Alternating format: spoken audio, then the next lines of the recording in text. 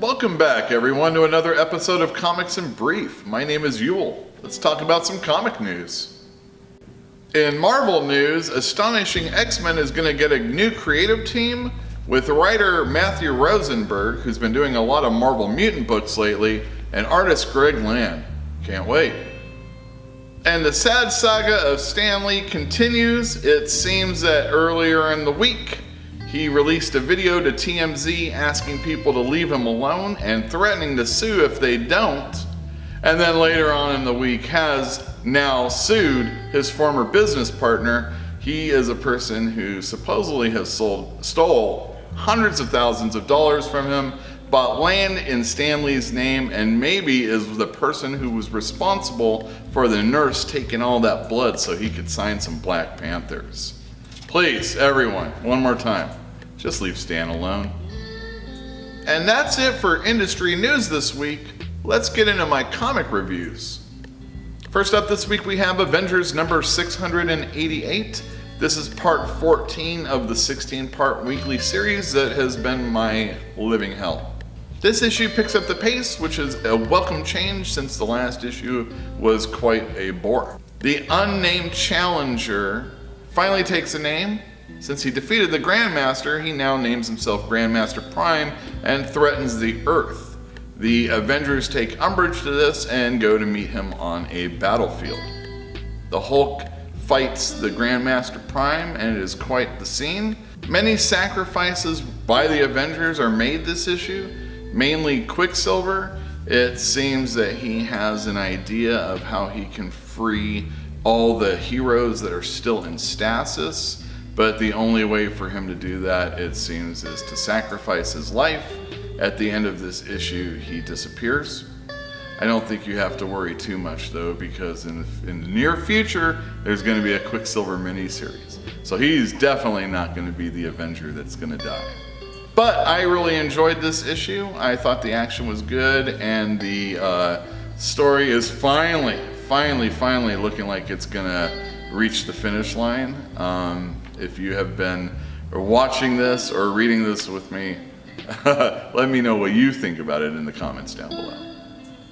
Next up we have Captain America number 700. This is a centennial issue, so everybody take heed.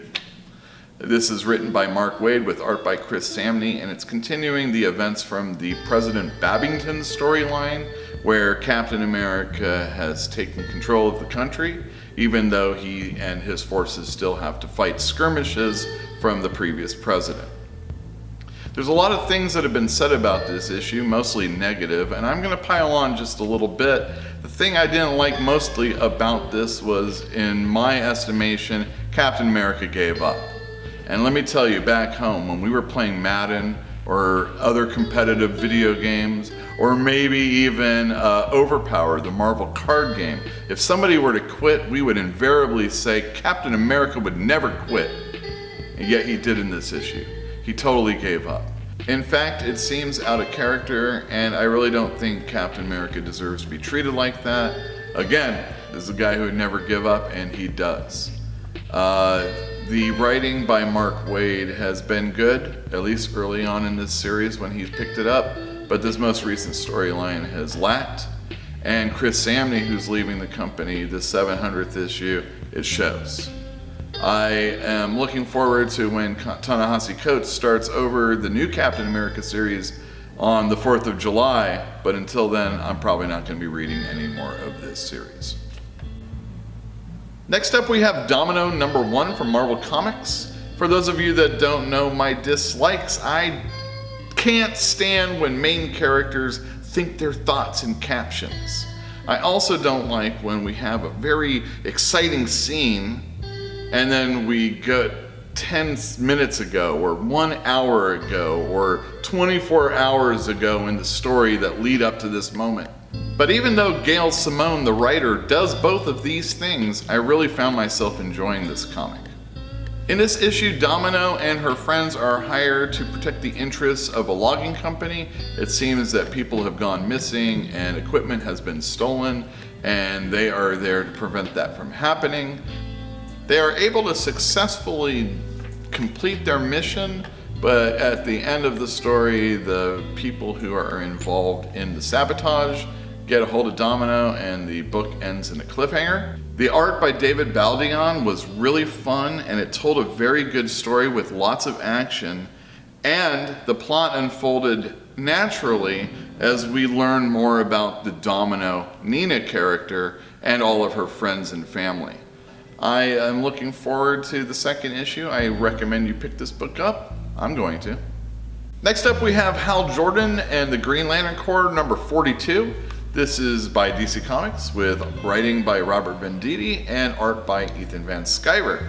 And this is part one of a new story arc where we see the Dark Stars, who are like, I thought good guys at one time. They're the villains of this book. Anyway, this story focuses on Hal Jordan having a conversation with a former Green Lantern, Tomar 2.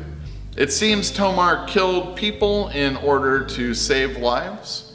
He doesn't show any remorse for this, and it is because of that that the Dark Stars, I guess, deem him worthy to receive one of their uniforms and bust him out of the science cells.